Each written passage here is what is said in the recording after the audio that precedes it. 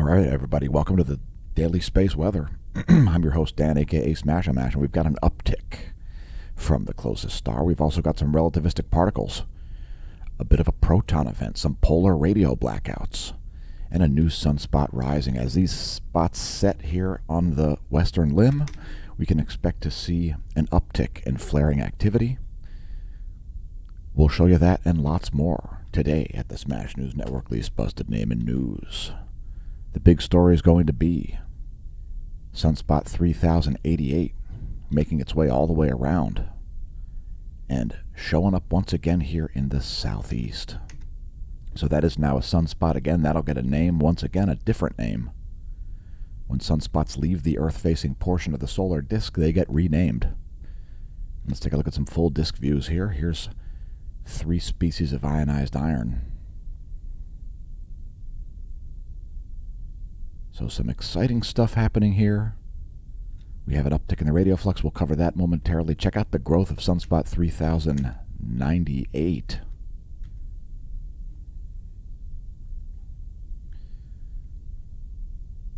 This sunspot here evolving a little bit also, mostly stable there in terms of the amount of umbral space. Again, as these groups approach the limb, they are much more likely to produce large flares. And here's the colorized magnetogram. And by the way, if you want to read more about the colorized magnetogram, you can read all about that from the SDO site. There's a link there on the Sun Today data page. It'll send you to this imagery. The different colors there represent different field strengths. And you can find those links right here, this little eye next to the different wavelengths.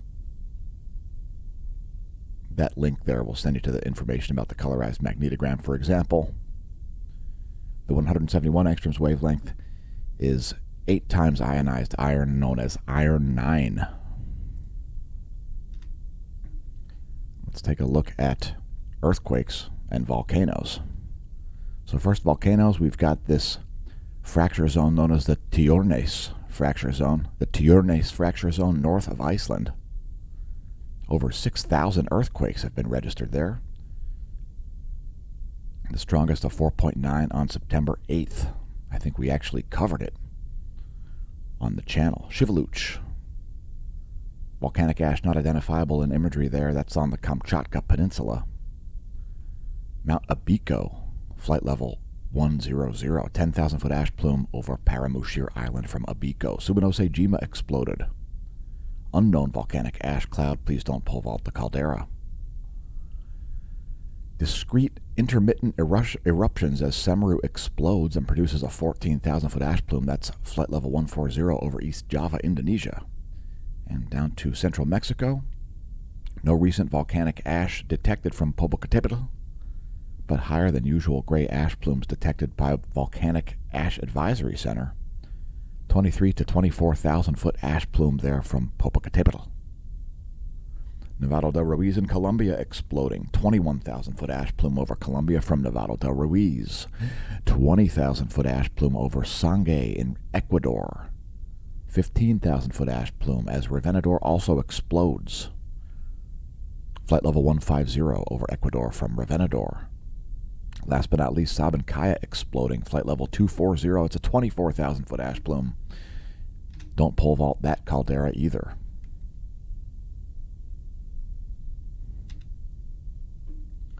Earthquake activity quite a bit lower than it was 2 days ago, as we saw a 7.6 magnitude there at Papua New Guinea. Since then, things quite a bit more calm. Largest quake of the past 24 was a 5.6 at Indonesia, which occurred while we did show prep. We're just going to scroll up the list here.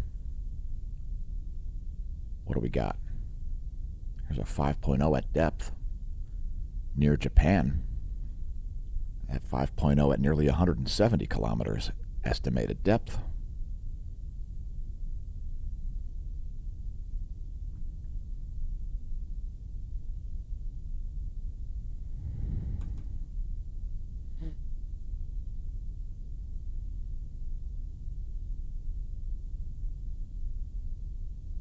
5.0 at Japan, and a 5.6 at the Philippines. That one came in at 8:14 Universal Time this morning.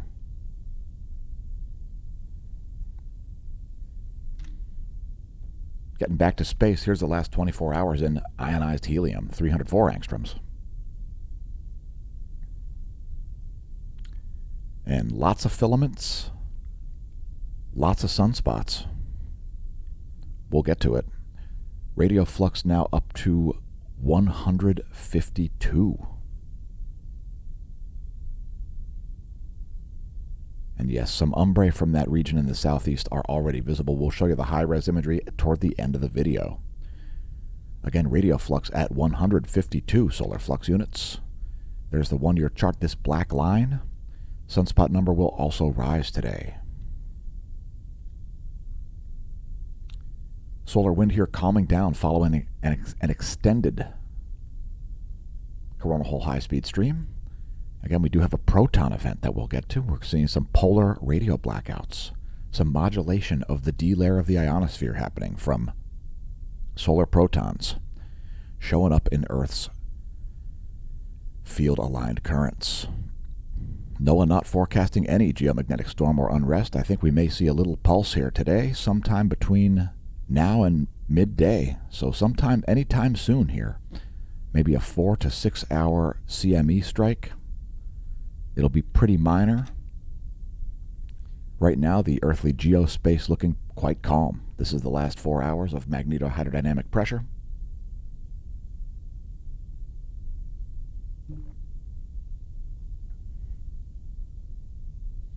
And some variations happening there in the solar wind density. Some possible error suspect data. We'll get to it here in a moment.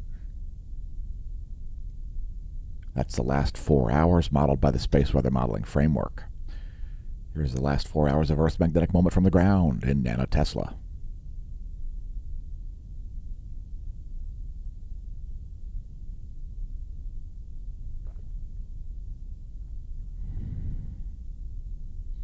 Again, things quite calm here.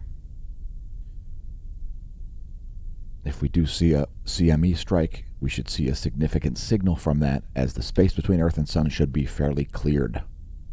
We do have a KP3, planetary K-index, a measurement of global geomagnetism, K-index of 3. And here's the real-time solar wind data. As we do see the solar wind speed subsiding here, coming down from around 500 kilometers per second down to about 390 kilometers per second. Solar wind density here about 7.7 protons per cubic centimeter. If we do see a CME strike, we can expect to see some signals changing here. Things like the plasma temperature, the magnetic field, the density and or speed. There are the GOES magnetometers as measured by the GOES 16 and GOES 17 the past 3 days. Seeing a divergence happening right now. The field strength from the GOES 16 going up and the field strength from the GOES 17 going down. Next, the heliospheric current sheet. Yeah, the solar plasma, it's polar. Earth is now in a south pole current sheet. That's our top view ecliptic plane field plot. And I would keep an eye on this, the north solar polar field. It's going to shrink. It's going to leave the pole entirely and go to the opposite pole. Here's our line of sight field plot. As we watch solar cycle 25 progress on the channel. And next, our coronal hole line of sight plot. South pole oriented coronal holes rotating in here. And as you can see, there is no south pole magnetism at the south heliographic pole. The north solar polar field is already making its way down there. It's just not fully leaving the north heliographic polar region yet. Here's a view of that in 211 angstroms. Our coronal hole wavelength.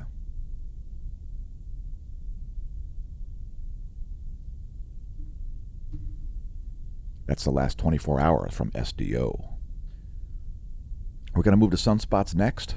We're going to show you those sunspots in some detail. And the most complex sunspot right now is Sunspot 3098. The largest single umbra is going to be this new group down here, which will be known as 3103, I think. 3103, I believe, will be this new group. That's the return of Sunspot 3088. Looking like it's quite active based on the amount of plasma that it has suspended by its fields. We're going to show you sunspots here in a moment. First, take a moment to press like and subscribe if you enjoy the content. Thanks to all of our friends and foes who view the content. Check our playlists for videos that aren't space weather and meteorology segments.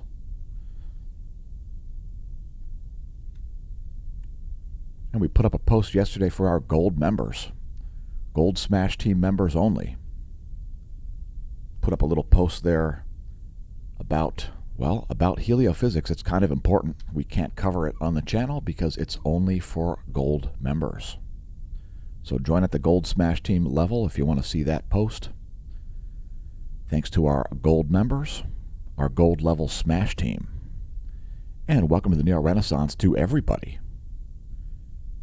Check out our website. Our homepage was built partially as a result of pathetic censorship. Now, we knew we needed to build a website, but we sped things up because of pathetic censorship on one of the social media platforms. We built our own so we could post whatever we want. And welcome to the Neo Renaissance. One of the links you can find there is the link to SureMed. Do yourself a favor and join the American Better Health Organization, otherwise known as SureMed. You can save all kinds of money on things like durable medical equipment, hearing aids, MRI and CT scans, diabetic supplies, labs, vitamins. You can also save money on your medical bills through Health Advocate Solutions.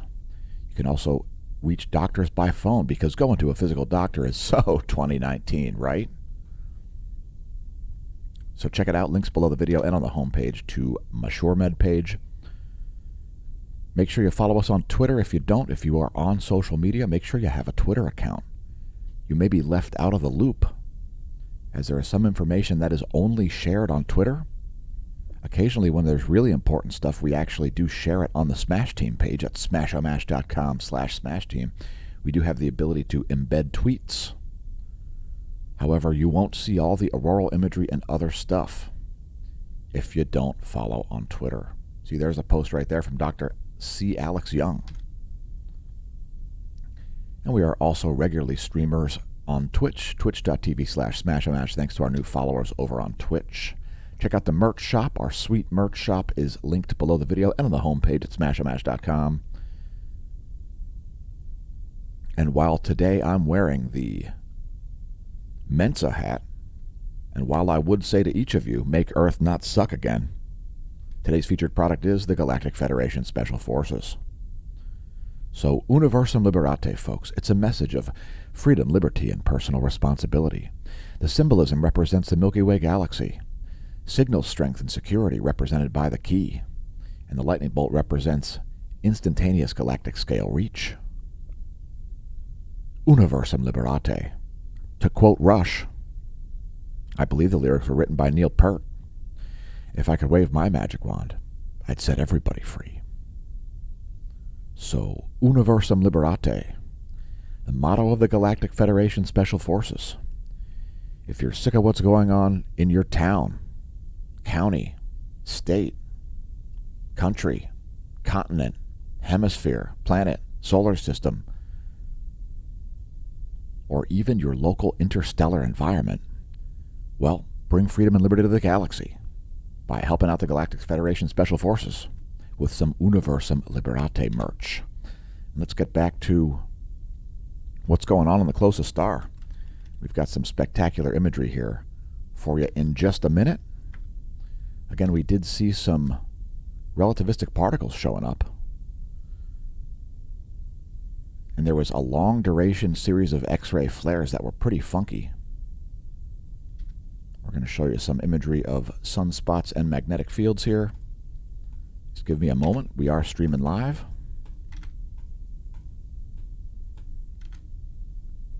So here's the X-ray flux over the past 3 days.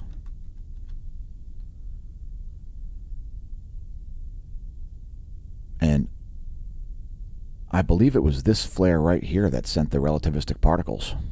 That one happened at 22:20 last night. It was a C6.1 magnitude flare. And we're going to take a look at sunspots here. So here is the SDO continuum.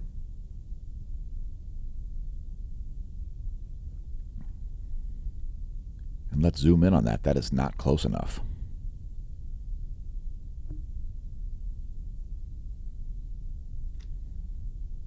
So here's a closer view. Again, this sunspot up here likely to produce major flares as it approaches the limb, as well as this group down here.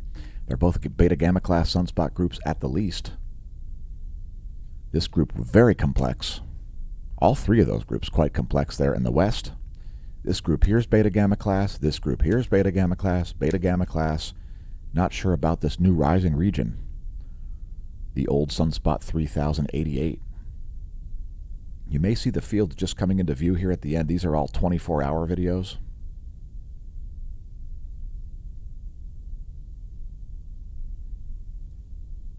The heck? There we go. There's the SDO magnetogram. You can see that field just coming into view at the end of the video. Again, I can assure you that is a sunspot, and it will get named.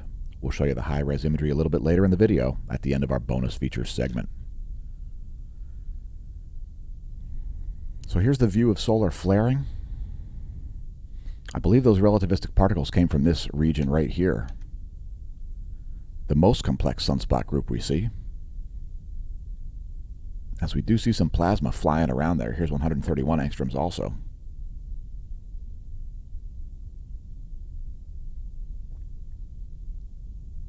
So anyway, the point is, likelihood of major flares is very, very high.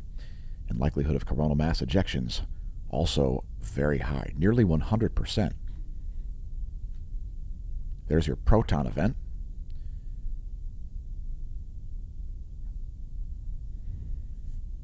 Some relativistic particles making it to the Earth's field-aligned currents, because we are seeing some modulation of the D region. That's the lowest layer of the ionosphere. And you'll see here in this imagery, you're going to see some polar radio blackouts showing up. So those equatorial blackouts, those are from solar flares, photons. And then later in the imagery, you'll see some polar radio blackouts showing up. There you go. Some signals around the polar regions getting sent right out into space instead of being refracted back to Earth. So they are pretty minor here. It looks like they may have already peaked out.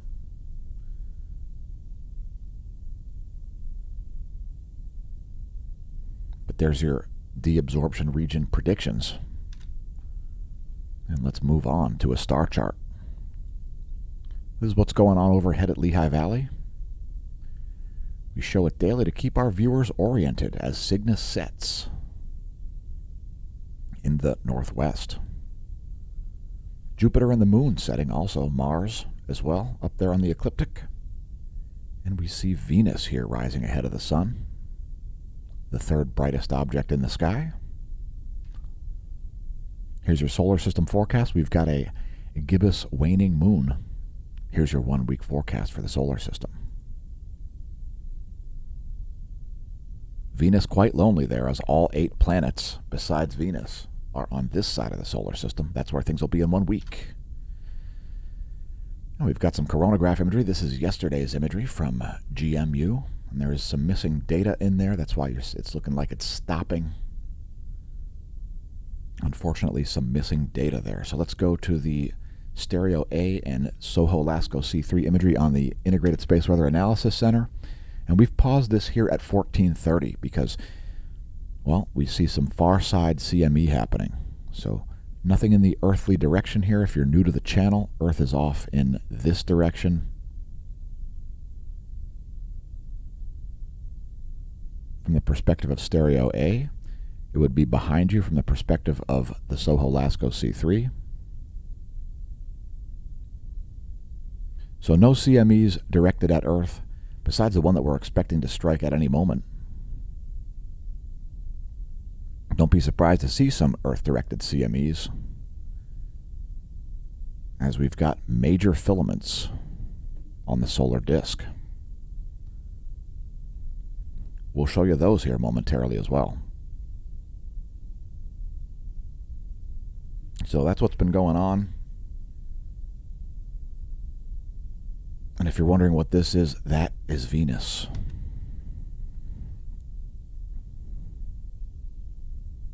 So likelihood of flare is very high. Likelihood of CME is very high. And don't get them confused. Solar flares are photons. Coronal mass ejections are protons. We try not to say that one causes the other. A lot of people say, oh, so the solar flare caused the coronal mass ejection. And we avoid that kind of language because ultimately the relationship isn't fully known. Many of us think it's more likely that the CME causes the flare as opposed to vice versa. But in any case, that's the last 24 hours from Soho-Lasco C3, C2, and the SDO 304 angstroms wavelength. That's CME there on the opposite side of the sun, not the Earth side. So nowhere near planet Earth. And here are solar filaments from the El Teide ground-based solar observatory, and you can see a huge number of filaments here on the earthly portion of the solar disk. This one here getting unstable. Some of those may be in the Earth's field-aligned currents right now as relativistic particles.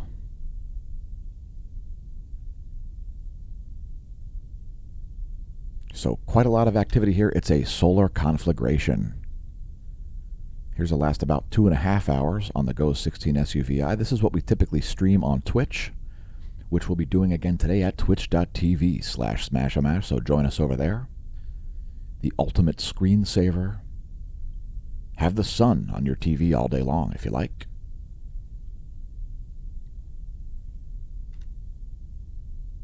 And here is the last 24 hours in 171 angstroms from SDO.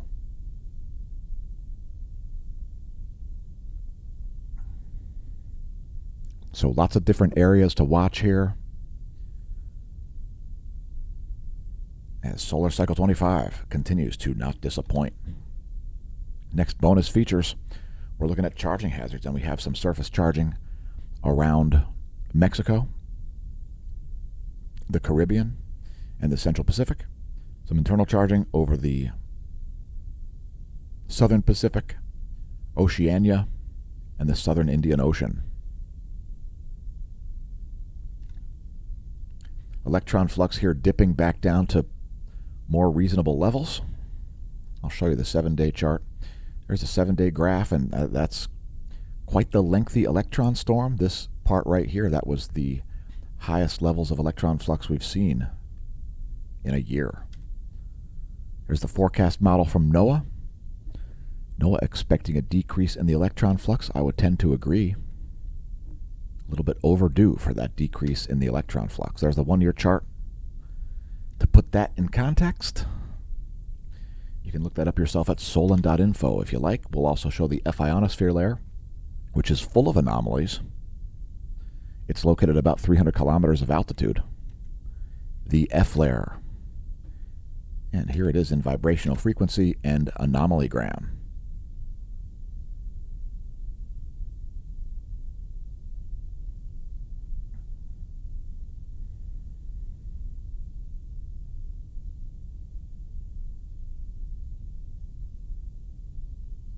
So there's a vibrational frequency. And again, lots of high frequency anomalies happening here. Here's the anomaly from the 30-day median in megahertz. See all those blue areas. Those are those high frequency anomalies I mentioned.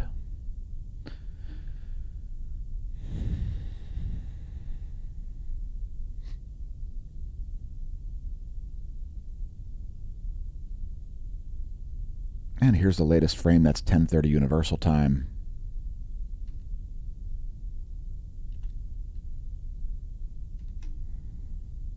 And we'll also show the most likely places for GPS errors with the total electron content forecast, showing the coupled thermosphere, ionosphere, plasmasphere electrodynamics model. In other words, when there are a lot of electrons between your GPS satellite and your handset, your GPS satellite has to communicate through this outer plasmasphere, sometimes the inner Van Allen belt, the inner plasmasphere, and the ionosphere. And that can lead to huge errors in your GPS. That's what the total electron content forecast is. And keep in mind there is some missing data in there. So if it looks like it's jumping right here, that is because there is 3 hours of missing data there. Not because some crazy anomaly happened, probably because of high electron flux messing up the communication with the satellite. But that's your total electron content forecast, the coupled thermosphere, ionosphere, plasmasphere electrodynamics model.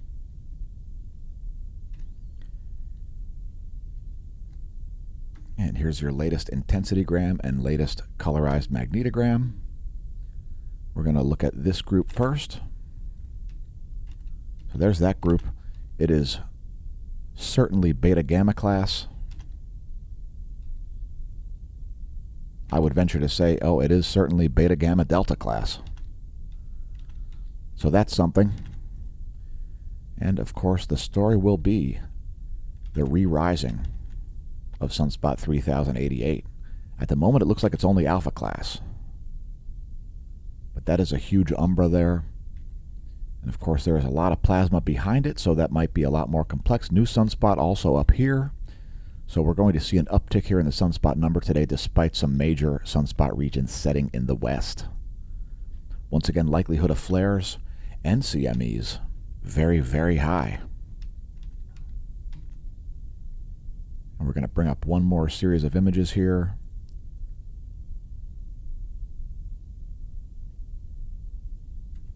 That is 211, 304, and 171 angstroms. Again, I think those relativistic particles did come from this region right here. I believe that is where the largest flare of the past 24 happened. That's that C-class flare that we covered earlier.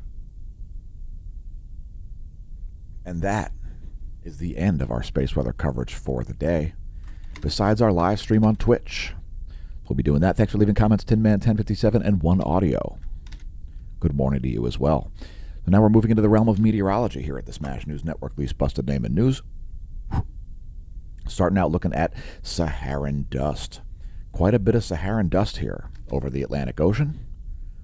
Check it out. That has the tendency to tamp down tropical systems, by the way. That does not help with convection. So quite a lot of dust there in the northern Atlantic, fertilizing portions of South America, the Isle of Ascension, right in here, and a strong low here off of the coast of Newfoundland. Let's take a look at our wind maps. So these are the surface winds of the eastern world. Strong typhoon here threatening Taiwan and the China coast. Here are the jet streams of the eastern world.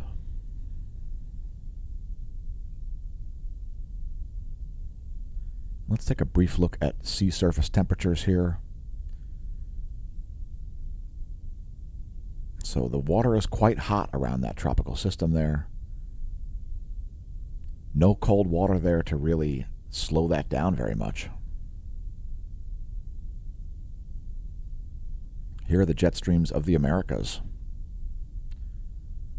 Powerful low here right at the southern tip of Lake Michigan.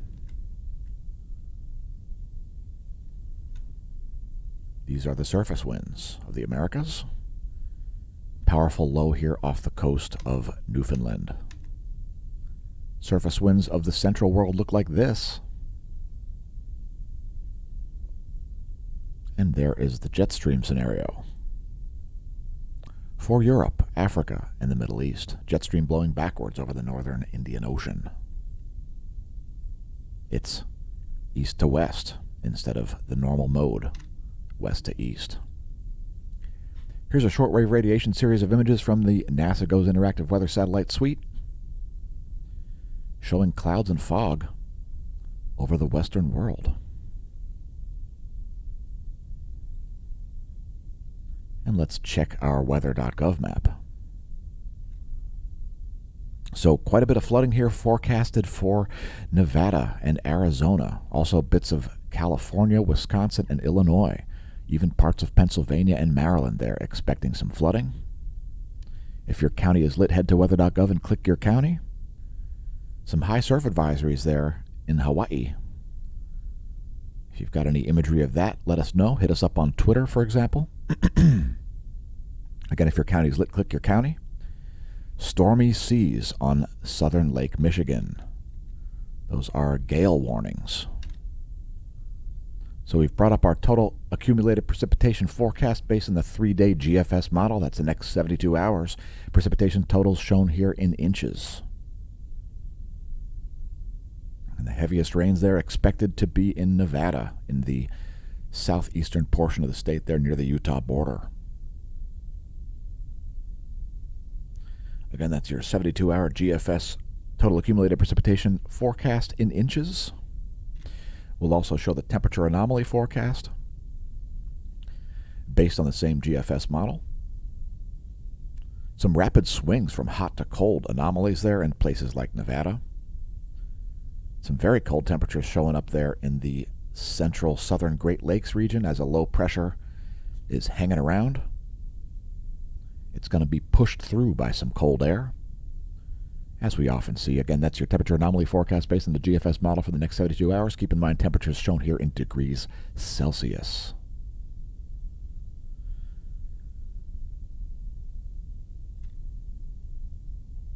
Here's your pressure map from Witty.com. You can see that low there right over the sort of the middle of Lake Michigan there. A little bit closer to Wisconsin than to Michigan. And a huge low here off the coast of Newfoundland.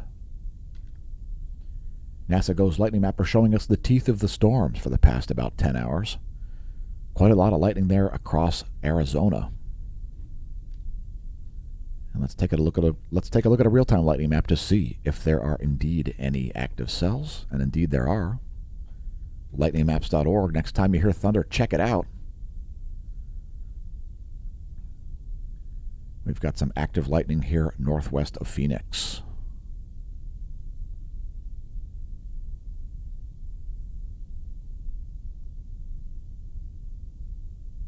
Some wilderness areas there with some thunder rolling in. Southwest of Prescott. Also some lightning there not too far from Las Vegas, near Lake Mead.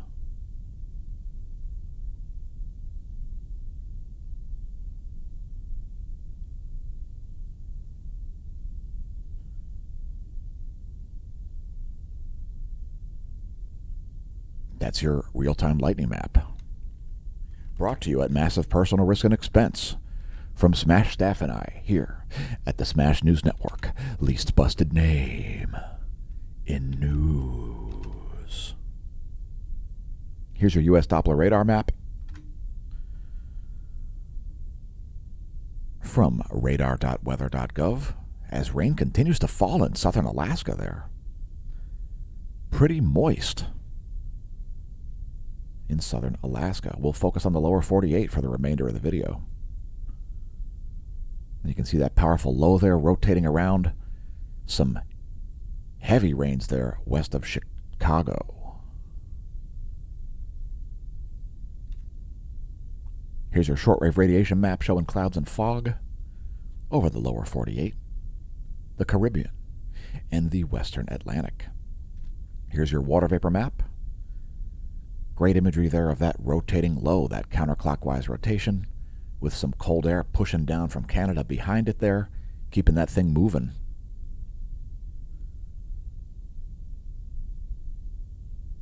Clear skies over Nebraska and Kansas, most likely. Here's your recap, starting with U.S. Doppler radar showing vertical motion of water droplets in the air column. Shortwave radiation satellite showing 3.9 nanometer infrared radiation, aka clouds and fog.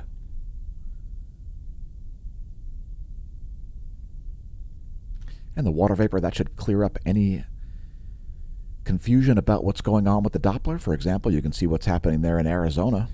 You can see a mixture of dry massive air and much more moist air, creating huge pressure gradients associated with all that precipitation. Hopefully that helps.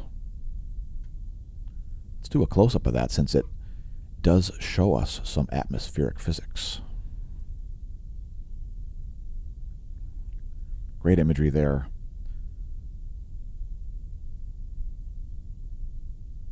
Of huge pressure gradients happening and rapid precipitation.